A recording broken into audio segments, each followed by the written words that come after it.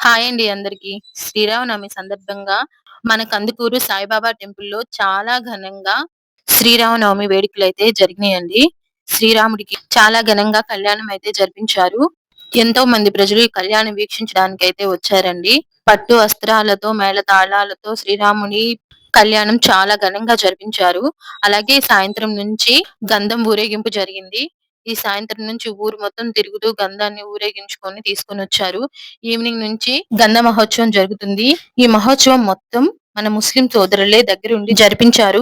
వాళ్ళు ఉభయదాతలుగా ఉండి ఈ కార్యక్రమం మొత్తం వాళ్ళ చేతుల మీదుగా జరిపించడం జరిగింది. గంధ మహోత్సవం అనంతరం గంధం పంపిణీ చేయడం అయితే జరుగుతుంది. ఈ గంధం తీసుకోవడానికి ఇక్కడున్న ప్రజలందరూ చాలా ఆత్రంగా కూర్చొని వెయిట్ చేస్తున్నారు. గంధం మన ఇంట్లో ఉంటే మనకి మంచి జరుగుతుందనే ఒక మంచి నమ్మకం అండి. దేవుడికి ఏ విధంగా గంధం అభిషేకం చేస్తున్నారో చూడండి.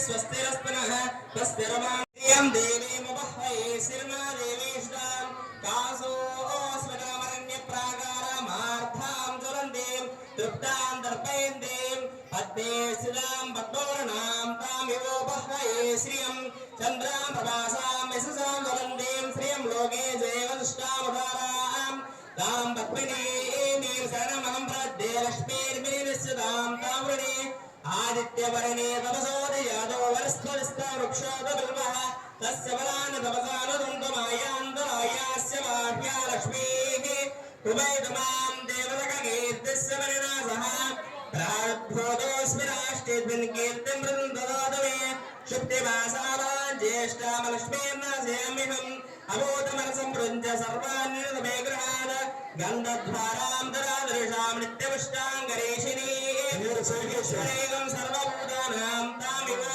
గంధ మహోత్సవం అనంతరం పల్లకీ సేవ జరుగుతుంది. పల్లకీ సేవ అనంతరం గంధం పంపిణీ జరుగుతుంది. ఆ తర్వాత భోజనాలు అయితే అరేంజ్ చేస్తున్నారండి. ఇంతమంది జనాలకి చాలా మంచిగా భోజనాలు అరేంజ్ చేయడం జరిగింది. ఇంత అద్భుతమైన కార్యక్రమాన్ని మీరు కూడా చూడండి.